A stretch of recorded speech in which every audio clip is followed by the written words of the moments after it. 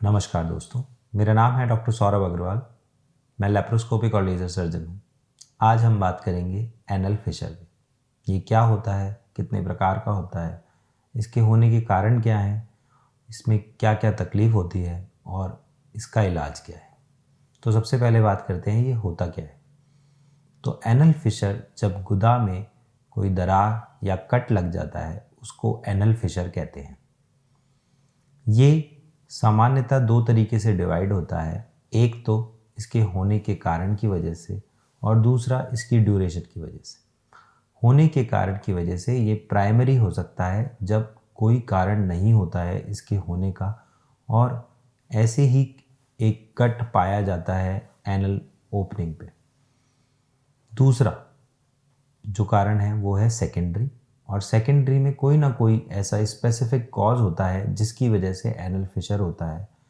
ये कॉजेज़ क्या क्या हो सकते हैं, इसमें सबसे कॉमन है कॉन्स्टिपेशन, और इसके अलावा जब कोई क्रॉन्स या आईबीएस, या इसके अलावा जो दूसरा कारण है वो है सेकेंडरी फिशर्स। वो सामान्यतः इन कंडीशंस में पाए जाते हैं, जैसे कि आईबीएस, ट्यूबरकुलोसिस, सार्कोइडोसिस, और कई बार anal fissures sexually transmitted disease में भी पाए जाते हैं।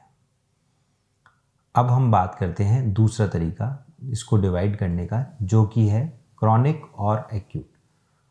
एक्यूट एनल फिशर्स उन कंडीशंस में होते हैं जब वो कंडीशन 6 हफ्तों से कम में होती है। अगर उससे ज़्यादा ड्यूरेशन में प्रेजेंट होते हैं तो उनको क्रॉनिक एनल फिशर कहा जाता है। कई बार क्रॉनिक एनल फिशर्स में एक्यूट एपिसोड्स होते हैं, उसको acute on chronic anal fissures कहा जाता है। अब हम बात करते हैं इसमें होने वाली तकलीफ़ के बारे में। तो जब हम लैट्रिन पास करते हैं, जब हमारे गुदा द्वार से मल पास होता है, उसके बाद दर्द होता है। वो ब्लीडिंग के साथ भी हो सकता है और बिना ब्लीडिंग के भी हो सकता है। ये सबसे कॉमन सिम्टम है एनल फिशर का। अब बात करते हैं इसके इलाज के बारे में। तो सबसे इम्पॉर्टेंट और सबसे कॉमन जो इसका इलाज है वो है कि कॉन्स्टिपेशन ना हो, मतलब कब्ज ना हो। कब्ज होने के बहुत सारे कारण होते हैं जो कि हमने अपने प्रीवियस वीडियोस में डाले हैं, आप उसको भी देख सकते हैं। इसके अलावा कब्ज अगर ठीक रहेगी तो एनल फिशर भी सही हो जाएगा with in the time period. अगर एनल फिशर ठीक नहीं हो रहा है बिना कब्ज के, तो एनल फिशर होने का कोई सीरियस कारण भी हो सकता है, जैसे एनोरेक्टल मैलिग्नेंसी या फिर कोई और बड़ी बीमारी जैसे कि आईबीएस या सेक्सुअली ट्रांसमिटेड इन्फेक्शंस। अब बात करते हैं कि एनल फिशर्स अगर हो जाएं तो क्या कर सकते हैं। तो सबसे पहले आप अपने हेल्थ केयर प्रोवाइडर्स को दिखाएं, वो आपको कुछ दवाइयाँ रिकमेंड करेंगे जिनसे कि आपका कॉन्स्टिपेशन रिलीफ होगा और आपका स्फिंक्टर जो कि टाइट है उसमें आराम मिलेगा। अब एनल फिशर अगर हुआ है तो आपका डॉक्टर पता कैसे लगाता है, तो वो एक पर रेक्टल एग्जामिनेशन करता है जिसको डिजिटल रेक्टल एग्जामिनेशन भी कहते हैं, और अपनी उंगली की मदद से वो ये देखता है कि कहीं आपके गुदा द्वार में कोई कट या दरार तो नहीं है। अगर उसे वो पाई जाती है तो उसे वो टर्म देता है एनल फिशर का। कई बार एनल फिशर के साथ में पाइल्स भी पाए जाते हैं और फिर इन दोनों का इलाज लेने की ज़रूरत पड़ती है।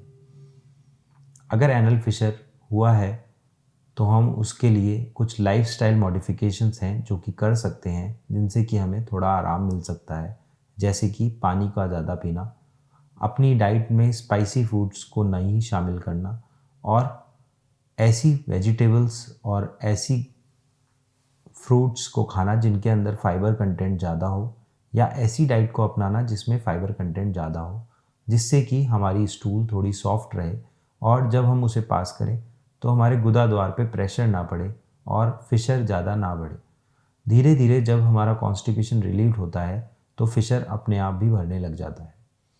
फिशर से आराम के लिए आप लैट्रिन जाने के बाद कुछ देर गर्म पानी में बैठ सकते हैं, जिसको सिट्स बाथ कहा जाता है। इसको करने से आपका गुदा द्वार थोड़ा रिलैक्स रहता है और दर्द में बहुत आराम मिलता है। फिशर एक ऐसी बीमारी है जो पहले वेस्टर्न कंट्रीज़ में पाई जाती थी, लेकिन अब हमारी कंट्री इंडिया में भी कॉन्स्टिपेशन की वजह से फिशर बहुत कॉमनली पाया जाता है और ये फिशर कई बार बहुत दुखदाई होता है और लाइफस्टाइल को बहुत हैम्पर करता है। इसलिए अगर आपको फिशर है तो उसका प्रॉपर ट्रीटमेंट कराइए और उसको नज़रअंदाज मत कीजिए। अगर आपको ये वीडियो पसंद आया है तो इसको लाइक कीजिए और हमारे पेज को सब्सक्राइब कीजिए।